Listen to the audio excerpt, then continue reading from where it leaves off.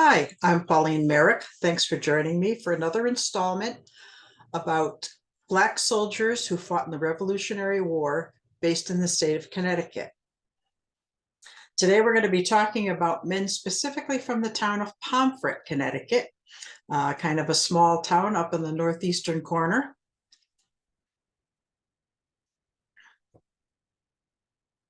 There's Pomfret there up in the upper right-hand corner of that map. And one of the big problems when we start researching Black Revolutionary War soldiers is finding records, how to identify these men. There are various ways, but there's a couple of organizations that have made things a little bit easier for us, and this is one of them. This National Mall Liberty Fund has started to try to make a list of all of the Black soldiers from Connecticut and what towns that they served from. As you can see, they've got a star in Pomfret there, so they have found some names. And this is the listing from their website of men of color who fought from the town of Pomfret. We have Caesar, Cato, Dick, Asaba Grosvenor, James, Lewis, an unnamed Negro man of General Putnam, Christopher Squibb, Jeremiah, Virginia, and Josh Wampy. And we'll be talking about all of them today. Another source of information is the Daughters of the American Revolutions put out this publication in 2008, where they tried to fill in the gaps of African American and American Indian patriots in the Revolutionary War. Now, this publication is 17 years old as of this talk, so there are some gaps in this also. However, this is a free PDF you can download online. And what I've done is I downloaded the entire PDF, which covers the original 13 colonies, but then I sorted it and just printed out the section that pertains to Connecticut. So I have that handy on my computer anytime I want to refer to it. And this is the kind of listing you're going to find in this publication. This is part of the segment on Connecticut, and you see I've highlighted a couple names there. Caesar, African American, or Negro, as he was called then, and I will use various terms to describe them during this talk. There weren't really any Americans yet, so it's hard to call them African Americans. Negro and Black and or colored were commonly used during this time period.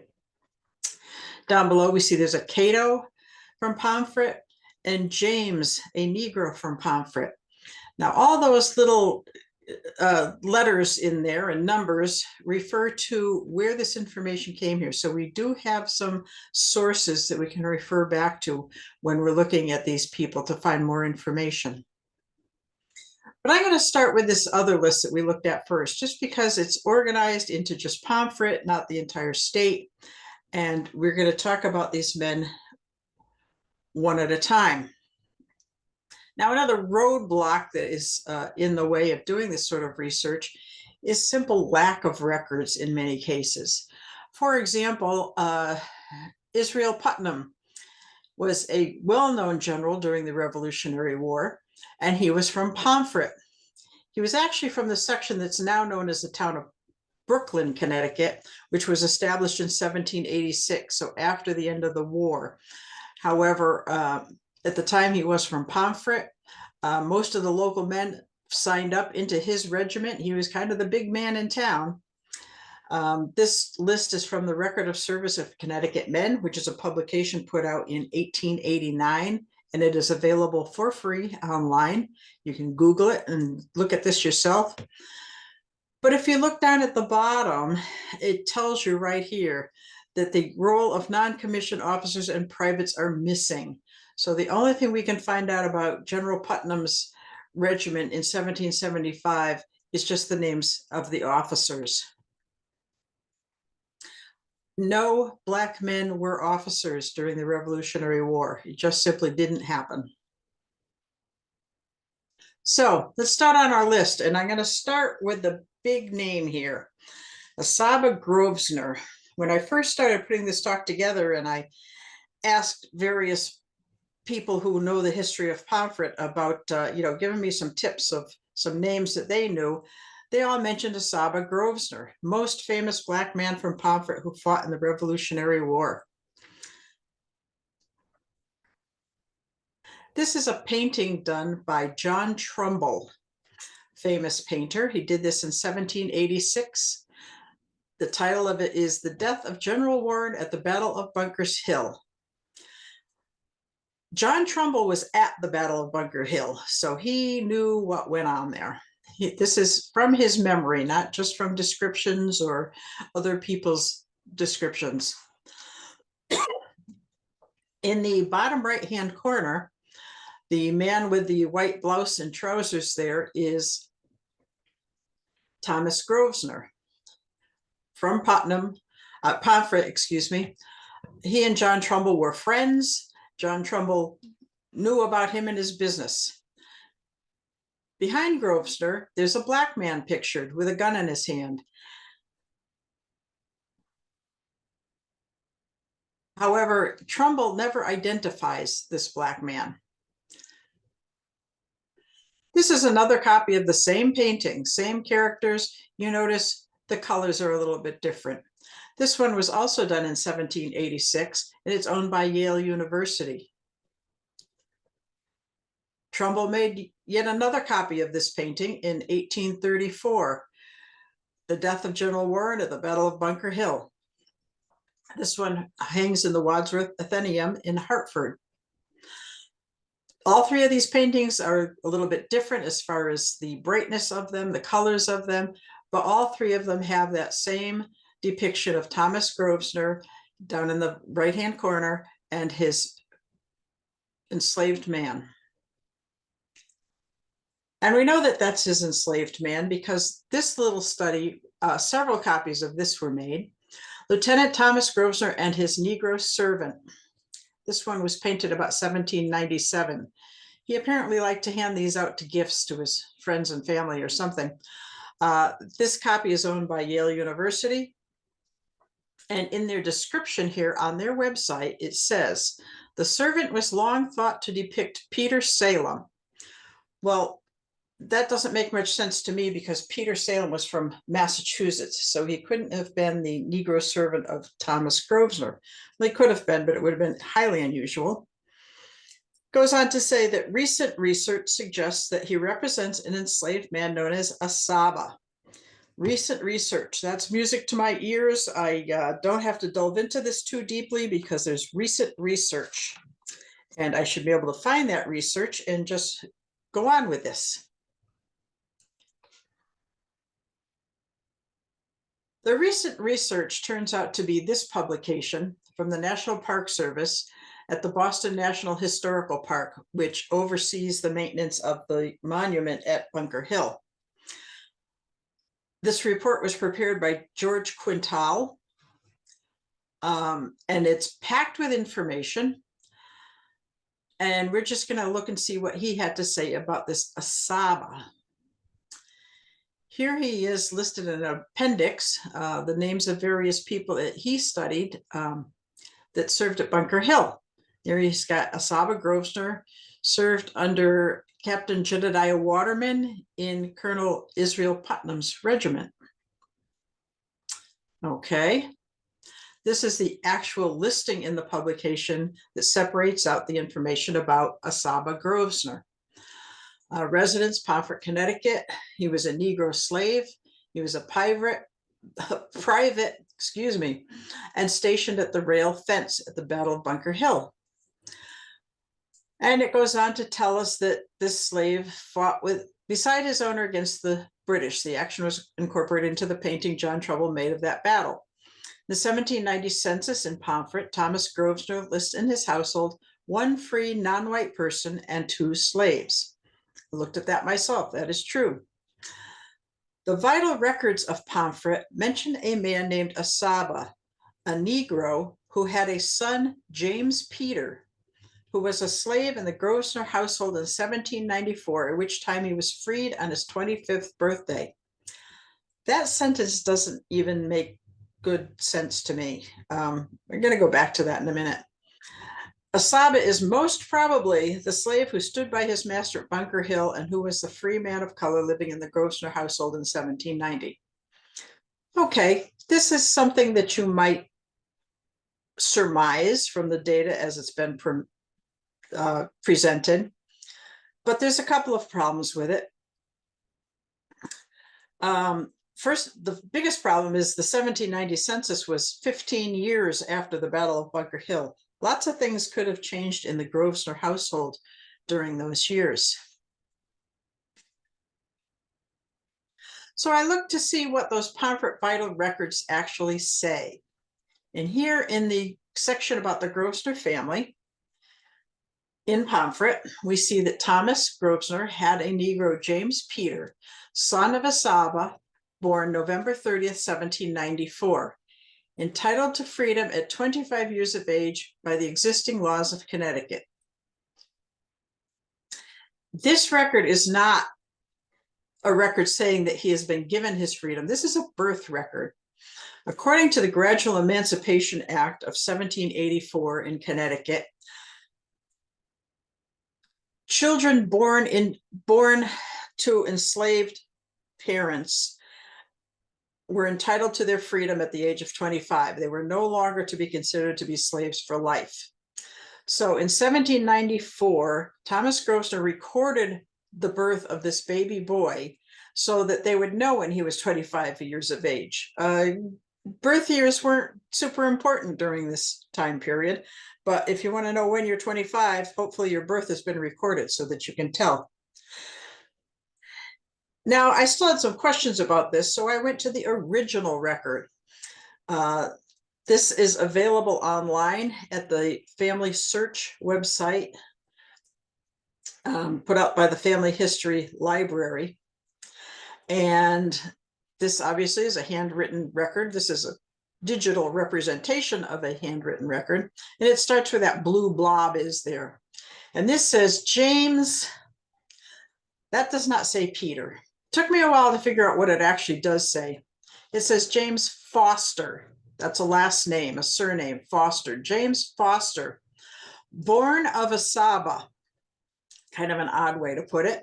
Servant to Thomas Grosvenor, Esquire of Pomfret, was born November 30th, 1794, and is entitled to his freedom in 25 years. So this raises, in my mind, even more questions. Just odd wording all the way around. And also, if Asaba was the free man in Thomas Grosvenor's household in 1790, would his son have been enslaved? Who was his mother? We have all sorts of questions come up here. Another publication I looked at made the statement that Asaba was later freed. Brings up the question to me, is there a manumission record? Manumission records are quite often found in deed books, land records, because they were possessions. So deed books are not online, and it's a general list, at least the ones from the town of Pomfret are not. So I took me a drive over to the Pomfret Town Hall, which isn't far away from where I live. And sure enough, in the deed books, I found a manumission record for Asaba Grosvenor. Deed book 9, page 288. And this event occurred in April of 1802. May certify that we, the subscribers, adjusted the peace and to the stockmen in the town of Pomfret, on the application of Thomas Grosvenor, Esquire of said Pomfret, desiring to emancipate and make free his Negro slave, Asaba. We have examined said Asaba and do find that said Asaba is under the age of 25. And I got to point out here that that is an error that they wrote down. It should have said 45 years. This is all according to this Gradual Emancipation Act of 1784, saying that to be emancipated, a slave had to be between 25 and 45 years of age. The owner had to apply to the selectmen of the town. The selectmen had to make sure that this person was healthy, able to support themselves, of the right age, and desired to be made free. And it looks like Asaba fit all those terms. But there's a second paragraph that's really important to read.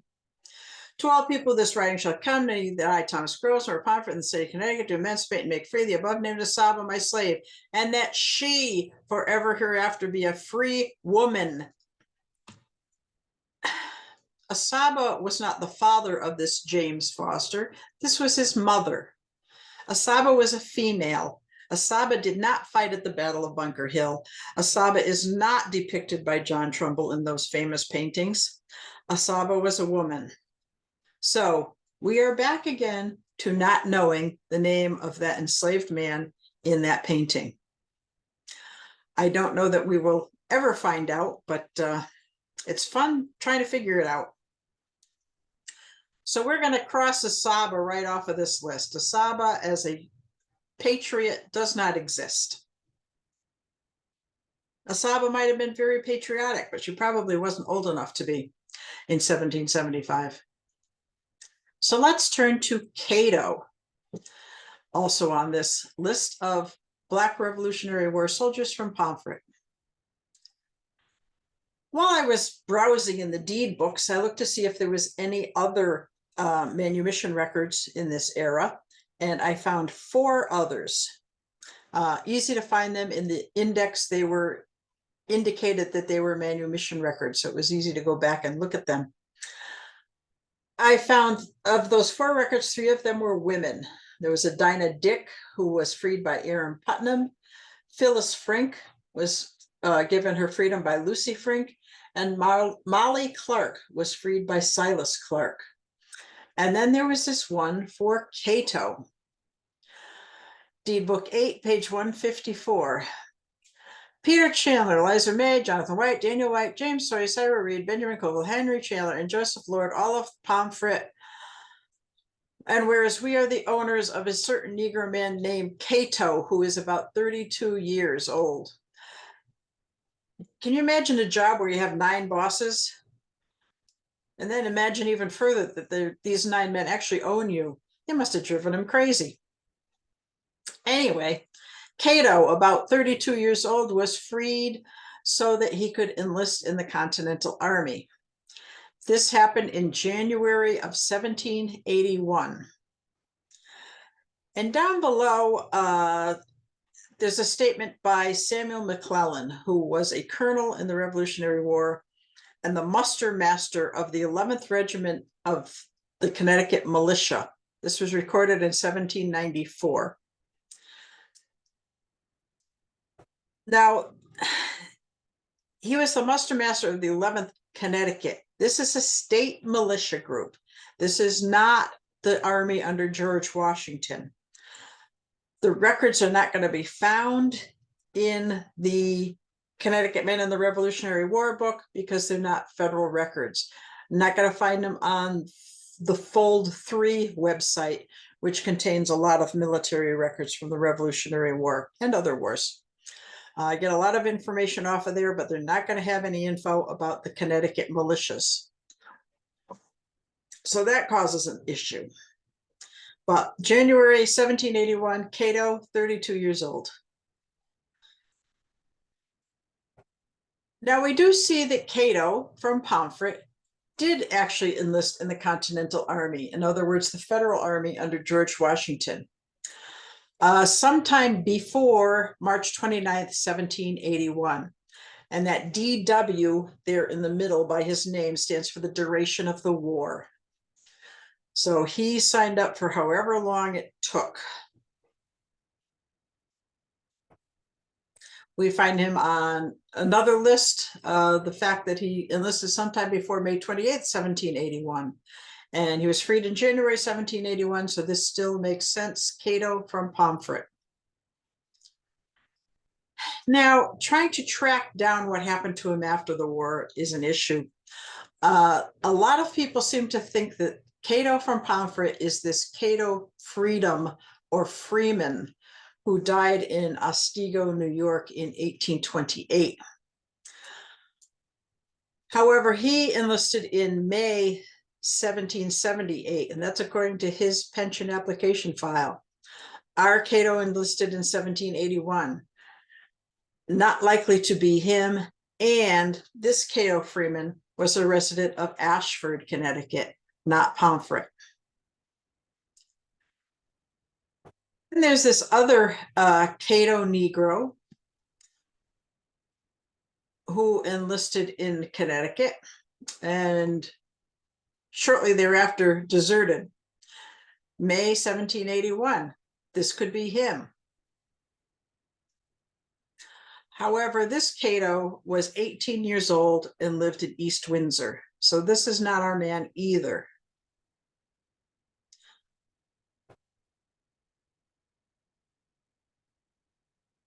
So I haven't been able to figure out who this Cato is. I haven't been able to find out any other information.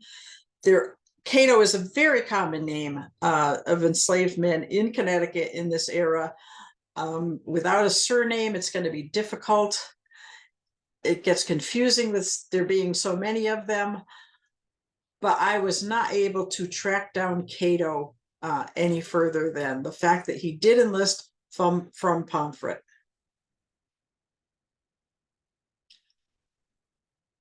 So let's move along to another name on our list. We're done with the Saba, we're done with Cato. Let's look at Jeremiah Virginia, a colored man, former slave from Pomfret, and this designation here, S19141, that's a pension number. Someone who applied for a military pension after the Revolutionary War and was granted a pension. That is the number of the pension. So this makes it pretty easy to figure out who Jeremiah Virginia is. And this is the cover page of his pension application. You see there in the right-hand corner, S19141, Jeremiah Virginia, VT, Vermont. I thought he was from Pomfret. What's going on here? Reading further in his pension application, we get the answer to that. Jeremiah Virginia was born in Pomfret in the state of Connecticut. All right, Pomfret, Connecticut, on the 16th day of October, 1759. Very unusual to know the exact date of birth of an enslaved baby at that time. Has no record of his age, having been born a slave and owned by Colonel Godfrey Malbone. Anybody that knows anything about the history of Pomfret, Connecticut has heard the name Godfrey Malbone. Large slave owner, large landowner in Pomfret, the part that is now Brooklyn. He had his slaves build a beautiful church there that is still standing and can be visited on occasion. We know who Godfrey Malbone is. He was then sold as his property at auction to one Jeremiah Scarborough of Pomfret, again sold to Joseph Williams, and by him sold to one Seth Grosvenor, heard that last name before, by him sold to Thomas Lee, from whom he ran away and went to Pomfret in the state of Vermont. Pomfret, Vermont, settled by men from Pomfret, Connecticut. Jeremiah almost undoubtedly knew someone else who had moved to Pomfret, Vermont, and went there to join them. Vermont, as a state, never officially recognized slavery. So it was a good destination for either men who had been freed or men who were running away would go to Vermont to hopefully avoid capture. And that's what Jeremiah did.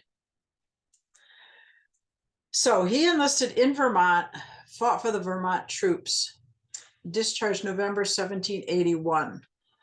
And then in his pension application, it lists all the places he lived after the war, and he moved around a lot. Pomfret, Vermont, Pomfret, Connecticut, Boston, Pomfret, Vermont, several places in Vermont, a couple of towns in New York State, and back to St. Albans, Vermont, where he died August 1840. And again, this is all from his pension application. Words from his own mouth. He didn't mention having lived on Nantucket, but we found some vital records for him in the town of Nantucket. Jeremiah Virginia married Mary Sampson in 1804. Either that marriage never actually happened or maybe Mary passed away, but he married the following year to Leah Harrington, also on Nantucket.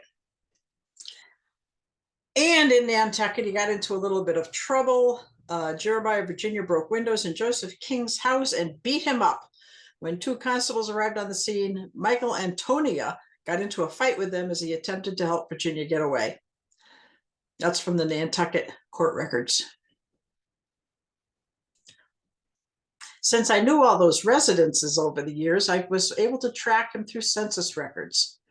In 1790, he lived in Newbury, Vermont. Now, the first 3 decades of federal census records, they did not break down ages and categories of free blacks or enslaved blacks at all. All we know is that there were 7 free persons in his household. He was still in Newbury, Vermont in 1800, could not read what the number was as far as how many in his household.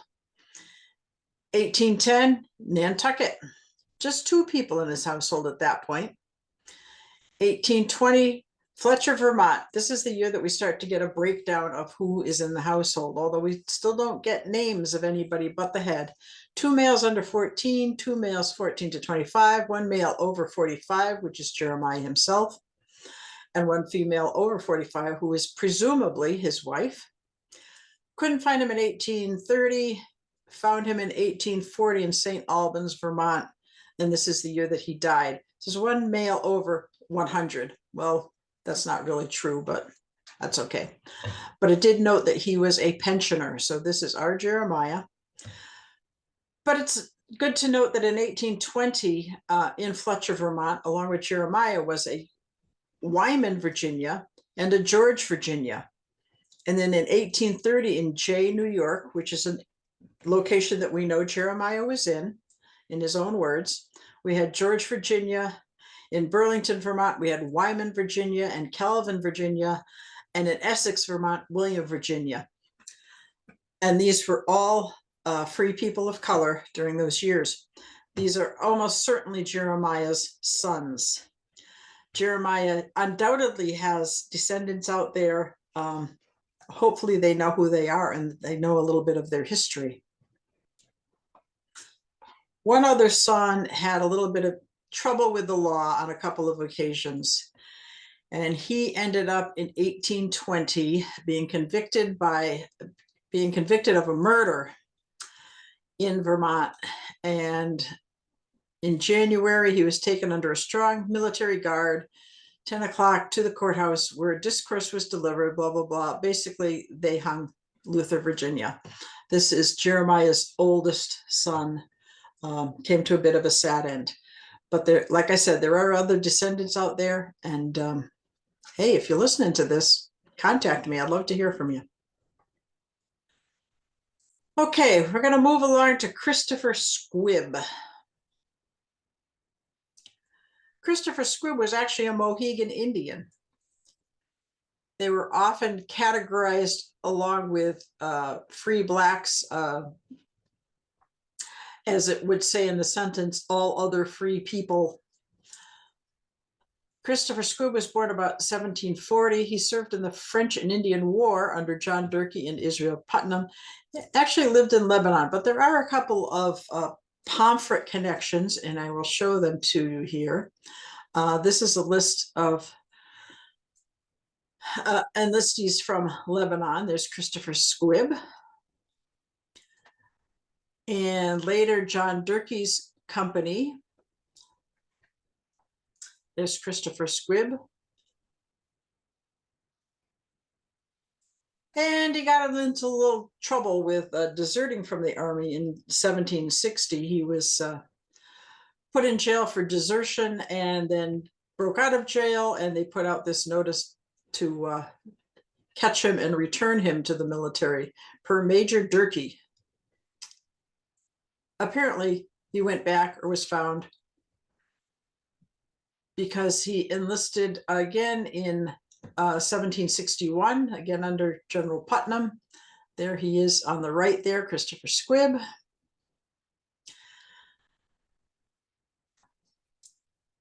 Now, as I said, these strange numbers and letters and stuff refer to sources when you look at the DAR publication. This source, FC, refers to the book Full Circle by Marcella Hole Passé, and this was published in 2002. It's a great book. I recommend it for anybody doing research into Native American, African Americans in Windham County.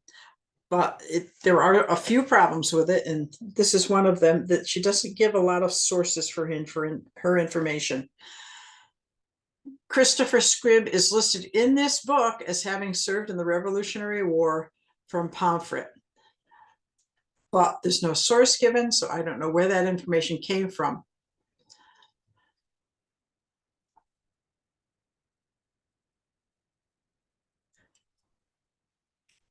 Have the same problem with this Josh Wampy. Full Circle, Volume 2, page 672. This is the Full Circle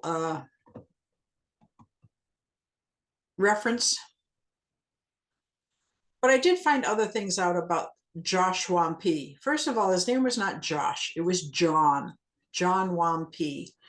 And this slide shows a page from American Indian Magazine. And I'm just going to go out on a limb here and say, when it comes to Indians, I'm going to trust that American Indian Magazine does their own checking and research. And it says here that John Wampy were stationed behind the rail fence. This is at the Battle of Bunker Hill. It says that Wampy is a Tungus Indian from Pomfret, Connecticut. Now that's a little odd because the Tungus Indians were actually from the more central to western part of Connecticut, basically around the Waterbury area. So I'm not sure what he was doing in Pomfret, but this claims that he was from Pomfret, not on any official company list, is reported to have been behind the rail fence, perhaps volunteering his services.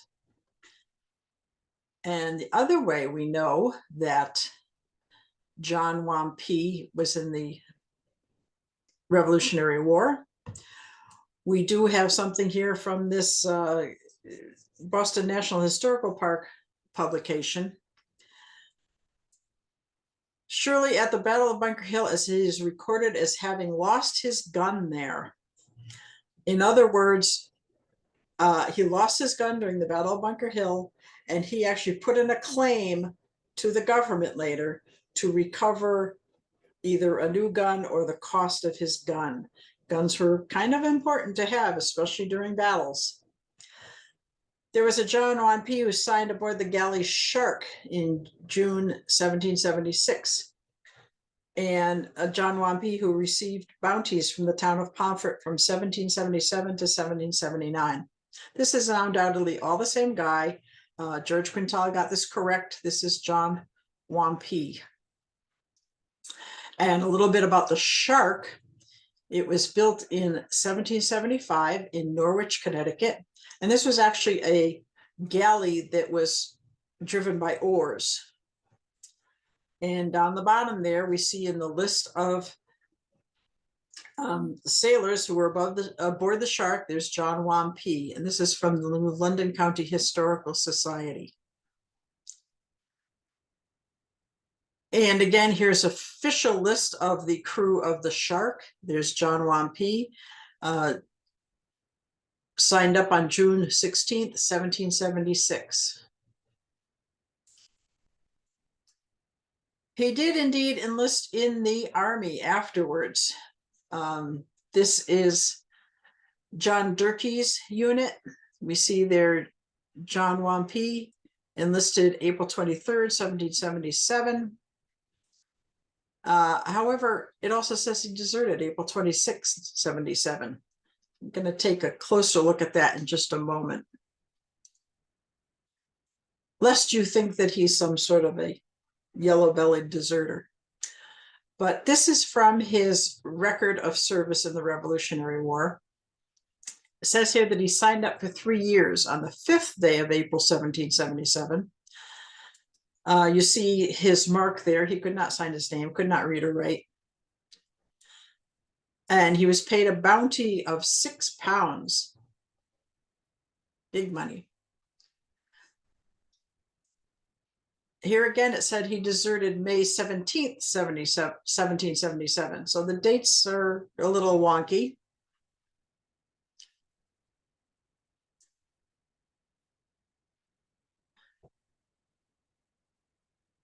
(1777), they were trying to get more men together because the British were threatening Ridgefield, Connecticut, in that area just outside of New York City.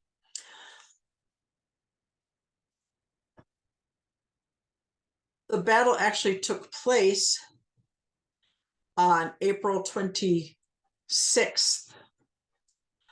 So a lot of these men that were brought into the military just before this battle occurred stayed for the battle and then kind of figured that they'd done their duty and they just wandered off. And John Wampie apparently was one of them. He felt that he had fulfilled his obligation and just deserted.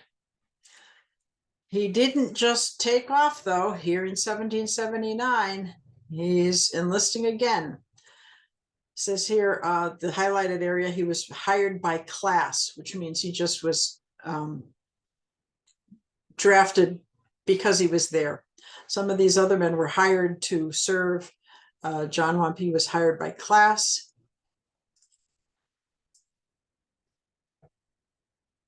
And he did serve a couple of years under Colonel Thomas Grosvenor.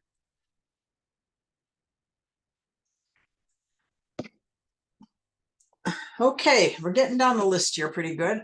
I'm going to take 4 of these at a time here and kind of go through them rather quickly.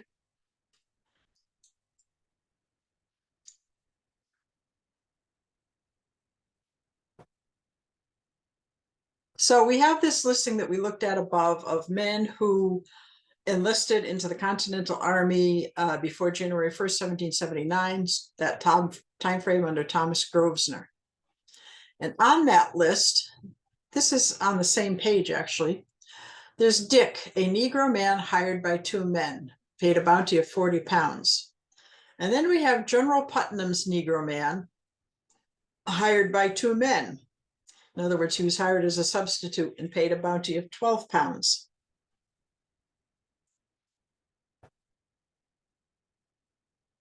In the publication History of Windham County, Connecticut, we read this sentence: General Putnam freed his body servant Dick after the war and bought a farm for his Indian servants. General Putnam freed his body servant Dick. On this side, we have Dick, a Negro man, and we have General Putnam's Negro man. I think this might be referring to the same man. Dick and General Putnam's Negro man, I think, are probably one and the same. Then we have Lewis and Caesar. I have not been able to find any more information about either of these men. Caesar is, again, a very common name for enslaved men in Connecticut during this era, without some sort of a clue as to either who his enslaver was prior to this or a surname that he went by afterwards. I just cannot find any more information. And the same thing with Lewis above, although that's not quite as common a name. And I tried it as, several different spellings, just was not able to pin anything down about anybody by that name who served during the war from Connecticut.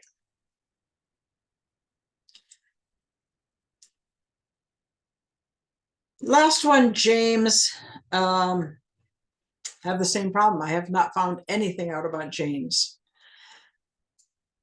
Even less, I can't find him on any sort of a list. So I'm not sure where this information came from. There's no source given here. I just haven't been able to find a single thing out about James. So who do we have here?